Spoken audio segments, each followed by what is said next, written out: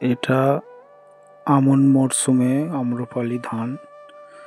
এটি রোপণ করা হয় বর্ষাকালে আষাঢ় শ্রাবণ মাসে।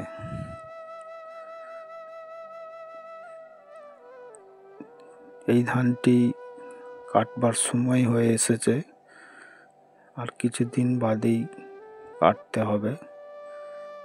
এটি শীতকালীন অঘ্রাণ পৌষ মাসে কাটবার সময় হয়। দেখছেন কিছু জমি কাটা হয়েছে, এখনো কিছু জমি কাটতে পড়ে আছে। আর কিছুদিন বাদে সব ধান কাটা হয়ে যাবে এবং মাঠ ফাঁকা হয়ে যাবে। এই যে কিছু জমি কাটা হয়েছে। এবছর